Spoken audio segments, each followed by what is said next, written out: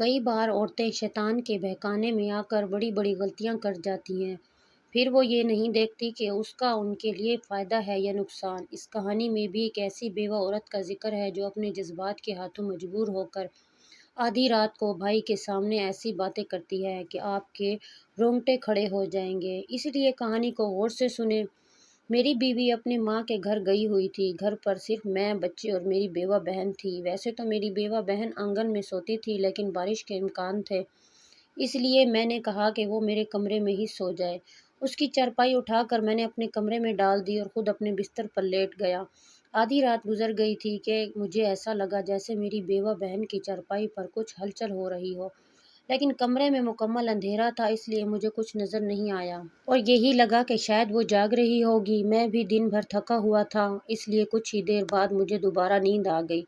صبح سب کچھ معمول کے مطابق تھا۔ میری بیوہ بہن نے روز کی طرح گھر کے کام سنبھال لیے تھے، بچوں کو تیار کر کے اسکول بھی بھیج دیا تھا اور پھر میں بھی دفتر جانے کے لیے نکلا تھا۔ میری بیوی ایک ہفتے کے لیے گئی تھی کیونکہ اس کی ماں بیمار تھی، اس لیے میں نے اپنی بہن سے کہہ دیا تھا کہ جب تک وہ واپس نہ آئے تم میرے ہی کمرے میں سو جاؤ۔ بارش کا کوئی پتہ نہیں تھا، میری بات مان کر وہ راضی ہو گئی اور پھر میں نے اس کی چارپائی اپنے کمرے میں ہی رکھ لی۔ مگر اگلی رات پھر مجھے اپنی بہن کی چارپائی ہلتی ہوئی محسوس ہوئی۔ ایک دو روز تک جب ایسا ہوتا رہا تو ایک رات یہ جاننے کے لیے کہ وہ آدھی رات کو جاگ کر کیا کرتی ہے، میں نے موبائل میں ٹارچ جلائی اور سامنے کا منظر دیکھ کر مجھے شرمندگی سے پانی پانی ہو گیا، کیونکہ میری بہن تو آدھی رات کو یہ دیکھ کر اچانک میں خود پر قابو نہیں رکھ پایا اور اپنے بستر سے اٹھ کر اپنی بیوہ بہن کے پاس گیا۔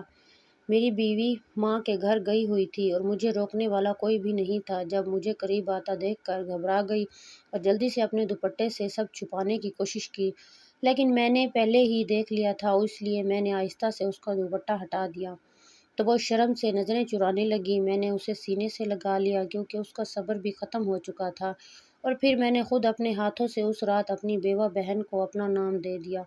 میں ہمیشہ سے ہی ایک کمزور مرد رہا ہوں، میری بیوی کے آگے میری کبھی نہیں چلتی تھی۔ کبھی کبھار اپنی بیوی کی وجہ سے مجھے سانس لینا بھی مشکل لگنے لگتا تھا۔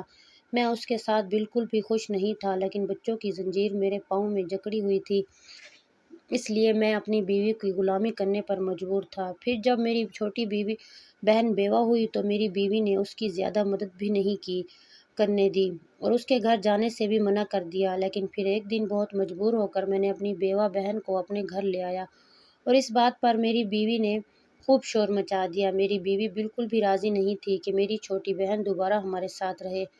وہ چاہتی تھی کہ میں اپنی بہن کو اس کے سسرال میں ہی چھوڑ دوں، لیکن اس کے سسرال والے اسے رکھنے کے لیے راضی نہیں تھے۔ وہ نہ صرف بیوہ تھی بلکہ بانجھ بھی تھی اور یہی وجہ تھی کہ اس کی ساس اسے پہلے سے ہی بہت ناپسند کرتی تھی۔ پھر ان کا جوان بیٹا مر گیا تو اس کی ساس نے میری بہن کو ہی گالیاں دینا شروع کر دیا۔ یہ سب دیکھ کر میں نے بھی آنکھیں بند کر لی اور اپنی بہن کو اپنے ساتھ واپس نہیں لایا، لیکن ایک دن صبح سویرے میری بہن کی ساس کا فون آیا اور انہوں نے فوراً مجھے آنے کو کہا۔ میں نے اپنی بیوی کو کچھ نہیں بتایا اور چپ چاپ بہن کے سسرال کی طرف دوڑ پڑا۔ وہاں پہنچا تو ایک پورا ڈرامہ لگا ہوا تھا۔ میری بہن کا سارا سسرال جمع تھا اور وہ لوگ میری بہن کو مار پیٹ رہے تھے۔ یہ دیکھ کر میری آنکھیں کھلی کی کھلی رہ گئی تھیں اور پھر میری بہن کی ساس نے مجھ پر ایسا انکشاف کیا کہ میں حیران رہ گیا۔ وہ بولی کہ رات کو تیری بہن کا عاشق چپکے سے یہاں ملاقات کرنے آیا تھا اور میں نے خود تیری بہن کو رنگے ہاتھوں پکڑ لیا ہے۔ ابھی میرے بیٹے کو گزرے ایک مہینہ بھی نہیں ہوا اور اس نے رنگ رنگی شروع کر دی ہے۔ مجھے تو پورا یقین ہے کہ میرے بیٹے کی موت کی وجہ بھی یہی ہے، اسی لیے میں اب اسے مزید برداشت نہیں کر سکتی۔ میں نے سوچ سمجھ کر اسے گھر میں جگہ دی تھی کہ میرے بیٹے کی بہو بیوی ہے، لیکن اس نے تو ہماری عزت پر داغ لگا دیا۔ ہمارے گھر میں جوان بچیاں موجود ہیں، اب تم اپنی بہن کو اپنے ساتھ لے جاؤ۔ اپنی بہن کی ساس کی باتوں پر میں نے حیرانی سے اپنی جوان بہن کو دیکھا جسے نندوں نے اس حد تک مارا تھا کہ اس کا چہرہ لال ہو رہا تھا، کپڑے جگہ جگہ سے پھٹے ہوئے تھے۔ میں نے اپنی بہن کی ساس کو منانے کی کوشش کی کہ آپ کی کسی غلط فہمی کی وجہ سے ایسا ہو رہا ہے، لیکن وہ تو ہمارے خاندان پر ہی کیچڑ اچھال رہی تھی۔ ان کا کہنا تھا کہ انہوں نے فوزیہ کو زور زبردستی پکڑا ہے۔ میں نے بہن کی طرف دیکھا تو وہ چپ تھی اور اپنی ساس کے الزام کو بھی جھٹلایا نہیں۔ میں نے فوزیہ سے پوچھا کیا تمہاری ساس سچ کہہ رہی ہے؟ لیکن وہ پھر بھی خاموش رہی اور اس کی خاموشی نے اسے مجرم ثابت کیا۔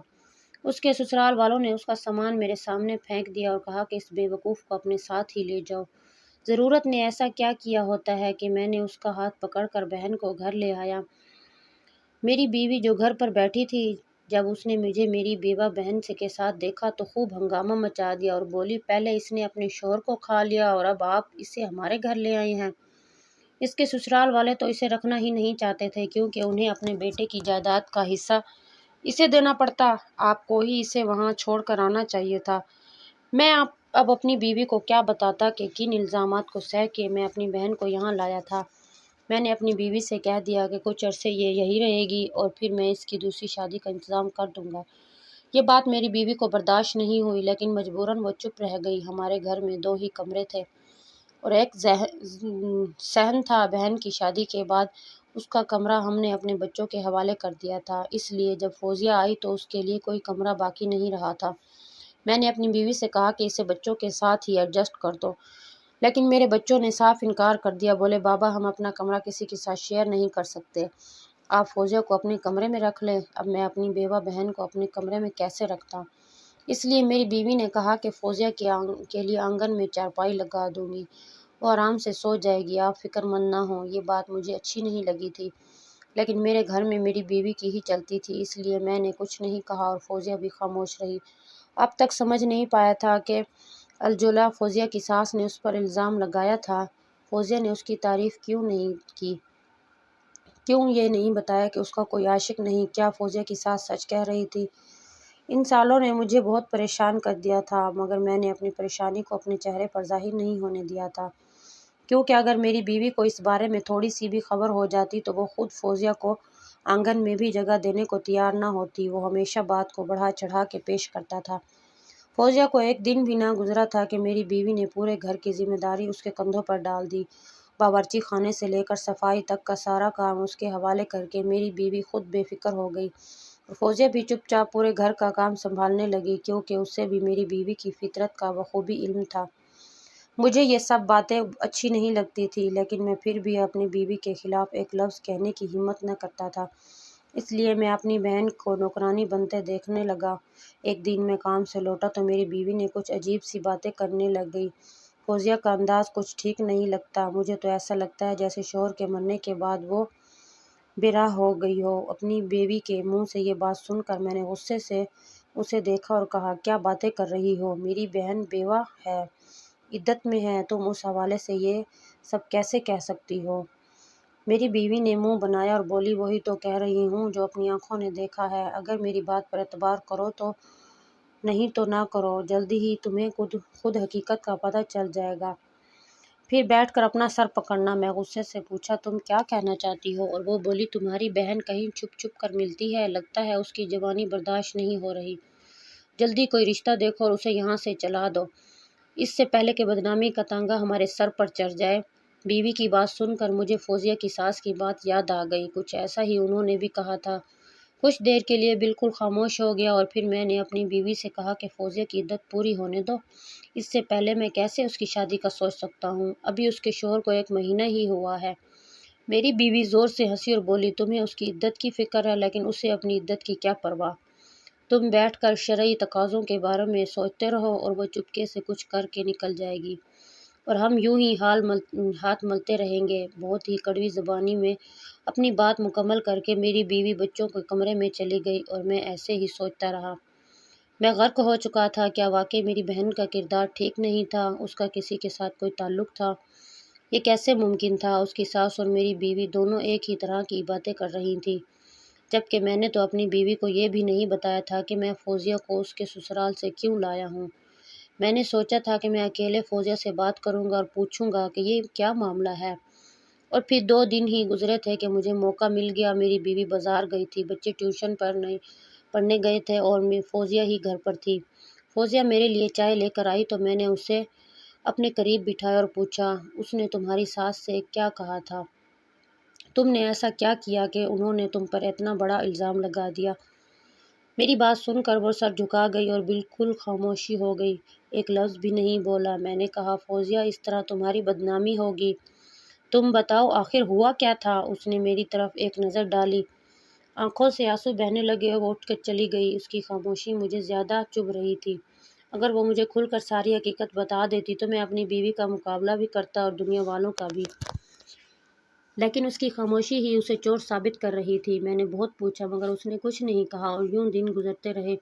ایک رات جب میں اپنے کمرے سے نکلا تو دیکھا کہ فوزیہ آنگن میں چارپائی پر موجود نہیں تھی۔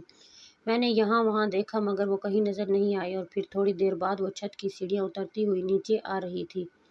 میں نے حیرت سے پوچھا تم اتنی رات کو چھت پر کیا کر رہی تھی؟ مجھے دیکھ کر وہ پہلے گھبرائی پھر بولی بس یوں ہی دم گھٹ رہا تھا اس لیے چھت پر چلی گئی تھی۔ یہ بات مجھے ہضم نہیں ہوئی تھی۔ وہ تو ویسے ہی کھلے صحن میں سوتی تھی، پھر چھت پر جانے کی کیا ضرورت پڑ گئی تھی؟ مجھے لگا کہ میری بیوی اور فوزیہ کی ساس نے ٹھیک کہا تھا، یہ معاملہ کچھ اور ہی ہے۔ جب تک میرے پاس کوئی ثبوت نہیں ہوتا میں اپنی بہن سے ایسی بات نہیں کرنا چاہتا تھا جس سے اس کا دل دکھے۔ کچھ دن اور گزرے اور ایک دن میری ساس کی طبیعت بہت خراب ہو گئی۔ میری بیوی کہنے لگی کہ وہ اپنی ماں کے گھر جانے والی ہے لیکن بچوں کے امتحان ہیں، اس لیے بچے یہاں ہی رہیں گے، فوزیہ گھر اور بچوں کا خیال رکھے گی۔ مجھے بھلا کیا اعتراض ہو سکتا تھا؟ میں نے کہہ دیا کہ ٹھیک ہے چلی جاؤ، اور پھر وہ چلی گئی۔ موسم تھوڑا بارش والا ہونے لگا تھا، اس لیے اس کے جانے کے بعد میں نے فوزیہ سے کہا کہ ایسا نہ ہو آدھی رات کو بارش شروع ہو جائے، اس لیے پہلے ہی میں تمہارا بستر اپنے کمرے میں لگا دیتا ہوں، تم سکون سے کمرے میں جا کر سو جانا۔ فوزیہ باورچی خانے نکلتے ہیں میری بات مان گئی، اور پھر میں نے فوزیہ کی چارپائی اپنے کمرے میں ہی رکھ لی۔ آدھی رات کو مجھے ایسا لگا جیسے فوزیہ جاگ رہی ہو اور اس کی چارپائی ہل رہی ہو۔ کمرے میں مکمل اندھیرا تھا، اس لیے میں سوچ کر خاموشی سے لیٹا رہا، شاید اسے بھی میری طرح نیند نہیں آ رہی ہوگی۔ کچھ دیر تک اس کی چارپائی پر ہلچل ہوتی رہی اور پھر سناٹا چھا گیا تو مجھے بھی نیند آ گئی۔ اگلی صبح کچھ معمول کے مطابق تھی، البتہ فوزیہ کی آنکھیں کچھ سرخ ہو رہی تھیں، شاید جاگنے کی وجہ سے ایسا ہوا تھا، اس لیے میں نے اس سے کچھ نہیں پوچھا۔ لیکن پھر اگلی رات بھی مجھے ویسا ہی لگا جیسے فوزیہ اپنی چارپائی پر کچھ کر رہی ہو۔ مجھے ایسا ہی محسوس تو ہوا مگر میں خاموش رہا۔ 2-3 دن تک یہی چلتا رہا، پھر تیسرے دن میرا دل نہیں مانا۔ سوچا جانوں فوزیہ اتنی رات کو کیوں جاگتی اور کیا کرتی ہے۔ موبائل کی ٹارچ جلائی، سامنے کا منظر دیکھ کر شرم سے پانی پانی ہو گیا۔ رات کے اندھیرے میں میری بہن اپنی چارپائی پر بیٹھی خشک روٹی توڑ توڑ کر کھا رہی تھی۔ میں حیرت سے دیکھ رہا تھا کہ وہ اتنی سخت اور پرانی روٹی کھا رہی ہے۔ پھر میں اٹھ کر اس کے پاس پہنچا تو وہ گھبرا کے اپنے دوپٹے میں روٹی چھپا گئی۔ جب میں نے آہستہ سے اس کا دوپٹہ ہٹایا تو اس کے نیچے ایک بہت ہی پرانی روٹی تھی۔ وہ مجھ سے نظریں چرانے لگی جیسے اس کی غلطی پکڑی گئی ہو، اسے لگا جیسے اس نے کوئی بہت بڑا گناہ کر دیا ہو۔ میں نے حیرت سے پوچھا فوزیہ یہ کیا ہے؟ اگر تمہیں بھوک لگتی تو اچھے سے کھانا بنا لیتی، تم میری بات کو کیوں نہیں سن رہی ہو؟ وہ رونے لگی اور کراتے ہوئے بولی بھابھی جی نے تازہ کھانے پر پابندی لگا رکھی ہے، میں بس بچا ہوا کھاتی ہوں، مجھے رات کو بہت بھوک لگتی ہے اس لیے میں باسی روٹی تکیے کے نیچے چھپا لیتی ہوں اور پھر چپکے سے آدھی رات کو کھا لیتی ہوں۔ یہ سن کر میں ہکا بکا رہ گیا اور میں نے اسے کہا تم نے مجھے کیوں نہیں بتایا کہ تمہاری بھابھی تمہیں ٹھیک سے کھانا کھانے نہیں دیتی؟ وہ نظریں نیچی کر کے بولی دراصل بھائی یہ بات میں نے آج تک کسی کو نہیں بتائی، لیکن اپنے شوہر حارث کے مرنے سے ایک دن پہلے ہی مجھے پتہ چلا تھا کہ میں امید سے ہوں۔ حارث نے کہا تھا کہ یہ خبر خود سب کو سنائیں گے، اس لیے میں نے کسی سے کچھ نہیں کہا، اور پھر ان کا انتقال ہو گیا، کچھ ہوش و حواس نہیں رہے، یہ بھی یاد نہیں رہا کہ میں امید سے ہوں۔ میرے اوپر قیامت گزر گئی تھی، اور پھر جب کچھ دن بعد میں سنبھلی تو میرے سسرال والے رویہ میرے ساتھ اتنا برا تھا کہ میں چاہ کر بھی انہیں بتا نہیں سکتی تھی کہ میں امید سے ہوں۔ البتہ میری طبیعت کچھ خراب ہونے لگی، ہر وقت مجھے سانس لینے میں دقت ہوتی۔ ایک رات میں اپنے سسرال کی چھت پر چلی گئی، مجھے معلوم نہیں تھا کہ میری نند اپنے کسی عاشق کو ملنے کے لیے بلا چکی تھی۔ اتفاقاً میری ساس نے مجھے سیڑھیاں چڑھتے دیکھ لیا تھا، وہ میرے پیچھے آ گئی۔ میری نند تو اندھیرے میں کہیں چھپ گئی، لیکن اس کے عاشق کے ساتھ انہوں نے مجھے دیکھ لیا اور پھر مجھ پر بدکاری کا الزام لگا دیا۔ میری وہی نند سب سے آگے بڑھ کر مجھے مار پیٹنے لگی اور اس نے اپنا گناہ میرے سر ڈال دیا۔ میں کسی کو کچھ نہیں بتا سکتی اور مجھے گھر سے بھی نکال دیا گیا۔ جب میں یہاں آئی تو میں چاہتی تھی کہ آپ اور بھابھی کو اس بارے میں بتاؤں، لیکن بھابھی تو میرا ہی بوجھ اٹھانے کو تیار نہیں تھی۔ اگر انہیں پتہ چلتا کہ میں امید سے ہوں تو نہیں معلوم وہ کیا کرتی۔ میرے دل میں یہ خوف بیٹھ گیا تھا کہ وہ مجھے ابورشن کروانے کو کہیں گی اور زبردستی آپ سے کہلوا کر ابورشن بھی کروا دیں گی۔ اس لیے میں نے حقیقت چھپا لی، کیونکہ میں اپنا بچہ کھونا نہیں چاہتی تھی۔ مجھے ہارس سے محبت تھی اور یہ بچہ ہارس کی امانت ہے، لیکن حمل کی وجہ سے رات بھر بھوک لگنے لگی۔ کبھی کبھی میرا سانس پھنس جاتا تو میں چھت پر چلی جاتی، کبھی چھپ کر کھانا کھانے کی کوشش کرتی۔ تمہیں پتہ ہے، میرے پڑوس میں میری دوست رانو رہتی ہے۔ میں نے اسے اپنی پریگنینسی بتایا تھا، اسی لیے جب کبھی بھابھی کھانا نہیں دیتی، وہ خاموشی سے کچھ نہ کچھ کھانے کو لے آتی۔ بھابھی کو لگتا ہے میں چھپ چھپ کر میں کسی سے ملتی ہوں، وہ کوئی اور نہیں، رانو ہے جو میرے لیے کھانے کا بندوبست کرتی ہے۔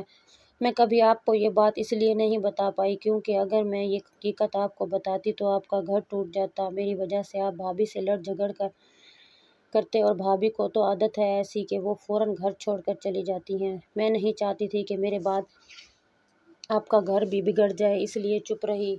ابھی بھی جو روٹی بچوں کی بجائے میں نے چھپائی تھی تکیے کے نیچے تاکہ رات کو کھا سکوں، مجھے اندازہ نہیں تھا کہ آپ کو پتہ چل جائے گا۔ یہ کہہ کر فوزیہ زور زور سے رونے لگی اور میں آگے بڑھ کر اپنی بہن کو دل سے لگا لیا تھا۔ میں نے اپنے آپ پر قابو کھو دیا تھا اور خود بھی زور زور سے رو پڑا تھا۔ مجھے بالکل پتہ نہیں تھا کہ میرے اپنے گھر میں میری بہن کے ساتھ کیا ظلم ہو رہا ہے۔ اس نے تو اتنی بڑی حقیقت مجھ سے چھپا رکھی تھی جو شاید اسے پہلے ہی مجھے بتا دینی چاہیے تھی، مگر وہ مجھ پر بھروسہ کیسے کرتی؟ کب میں نے خود کو اچھا بھائی ثابت کیا تھا؟ کب میں نے اسے دنیا کے نقصانات سے بچایا تھا؟ جب وہ بیوہ ہوئی تو اسے ساس سسر کے رحم و کرم پر چھوڑ آیا تھا، اور جب دوبارہ گھر لائی تو بھی مجبوری میں۔ میں تو اپنے گھر میں اسے ایک محفوظ چھت بھی نہ دے سکا، اسے آنگن میں جگہ دی تھی۔ کبھی اس نے نہیں پوچھا کہ وہ کیا کھاتی ہے، کیسے گزارا کرتی ہے، کیا اسے کسی چیز کی ضرورت تو نہیں۔ اسے گھر لانے کے بعد میں نے اس کی طرف سے آنکھیں بند کر لی تھیں، یہ جانتے ہوئے بھی کہ میری بیوی کا اس کے ساتھ رویہ کیسا ہے۔ میں نے کبھی اس سے محبت کے دو بول نہیں کہے تھے۔ مجھے اپنی ہر غلطی، ہر غفلت کا احساس ہو گیا تھا۔ میں نے اسے وعدہ کیا تھا کہ میں اس کا بہت خیال رکھوں گا۔ اگر وہ اپنی بچی کو پیدا کر نہیں چاہتی تو کوئی بھی اسے اس کے لیے مجبور نہیں کرے گا۔ میں خود اس کے بچے کی ذمہ داری اٹھاؤں گا۔ پوری رات میں اس کے ساتھ بیٹھا رہا، آنسو بہاتا رہا اور اپنی مرحوم والدہ کو یاد کرتا رہا۔ اگر آج میری ماں باپ زندہ ہوتے تو شاید میری بہن اتنی اذیت میں نہ ہوتی۔ میں نے خود اپنے ہاتھوں سے اپنی بہن کے لیے کھانا بنایا اور اسے کہا کہ بلا جھجک جو پسند ہو وہ کھا سکتی ہو۔ میں نے فیصلہ کر لیا تھا کہ جب میری بیوی آئے گی تو میں اس سے کھل کر بات کروں گا۔ اگر وہ میرے ساتھ رہنا چاہتی ہے تو اسے میری بہن کی بھی عزت اور محبت کرنی ہوگی، ورنہ وہ واپس اپنے گھر جا سکتی ہے۔ اور ایک ہفتے بعد میری بیوی جب واپس گھر آئی تو میں نے اسے سامنے بٹھایا اور خود بتایا کہ فوزیہ بیوہ ہے۔ یہ سن کر وہ غصے میں آ گئی، بولی اگر ایسا ہے تو اسے اپنا بچہ سنبھالنا چاہیے، اس کے بچے کی ذمہ داری کون اٹھائے گا؟ اور ایک بچے والی ماں سے کوئی دوسری شادی بھی نہیں کرتا۔ میں نے غصے میں فوزیہ کو دیکھا اور کہا اب مجھے دنیا کی پرواہ نہیں، میں وہی کروں گا جس سے میری بہن خوش ہے۔ وہ اپنا بچہ رکھنا چاہتی ہے تو مجھے کوئی حق نہیں بنتا کہ میں اسے ابورشن کرواؤں، اور نہ ہی تمہیں یہ حق حاصل ہے کہ تم اس کی زندگی کا فیصلہ کرو۔ یہ گھر میرے ماں باپ کا ہے اور فوزیہ کا بھی برابر کا حق ہے۔ میرا سخت انداز دیکھ کر میری بیوی بالکل خاموش ہو گئی۔ پہلی بار میں نے اسے اس لہجے میں بات کی تھی۔ میں نے اسے کہا کہ تمہیں فوزیہ یا اس کے بچے سے کوئی پریشانی نہیں ہوگی، میں اکبر کا تھوڑا سا حصہ فوراً تیار کروا کر فوزیہ کو دے دوں گا، وہ نہ تمہاری ملازمہ ہے اور نہ تم پر اس کی کوئی خدمت کی ذمہ داری ہے، اس لیے تم اپنی زندگی جیو اور اپنی زندگی گزارے گی۔ جب اس کے لیے کوئی اچھا رشتہ آئے گا تو میں خود اس کی شادی کر دوں گا۔ یہ کہہ کر میں نے بات ختم کر دی۔ فوزیہ جو دور کھڑی تھی اس کے چہرے پر سکون آ گیا تھا کیونکہ میری بیوی میرے رویے کی وجہ سے بالکل خاموش ہو گئی تھی۔ وہ سمجھ گئی تھی کہ اب اس کی کوئی دھمکی میرے اوپر اثر نہیں کرے گی۔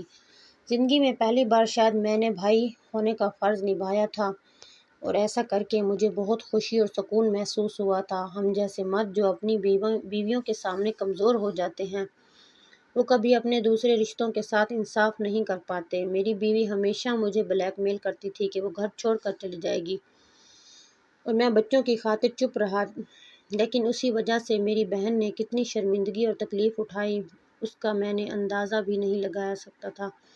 اب مجھے ایک مضبوط مرد بننا تھا اور اپنی بیوی کو بتانا تھا کہ گھر کا سربراہ میں ہوں، یہ گھر جتنا اس کا ہے اتنا ہی میری بہن کا بھی ہے۔ کیا آپ کو لگتا ہے کہ میری سوچ درست ہے؟ کیا مرد کو اپنی بیوی کے سامنے کمزور نہیں دکھنا چاہیے؟ میں یہ نہیں کہتا کہ بیوی پر ظلم کرو یا اسے دبائے رکھو، لیکن حق بات کہنا جائز ہے، اور اپنی بیوی بچوں کے علاوہ دوسروں سے جڑے رشتوں کو بھی وقت دینا چاہیے اور ان کی اہمیت کا شعور رکھنا بھی ضروری ہے۔ اس طرح کی اچھی ویڈیو دیکھنے کے لیے چینل کو جلدی سے سبسکرائب کر دیں اور ویڈیو کو لائک بھی کریں۔ کمنٹ میں بتائیں کہ آپ کو ویڈیو کیسی لگی ہے۔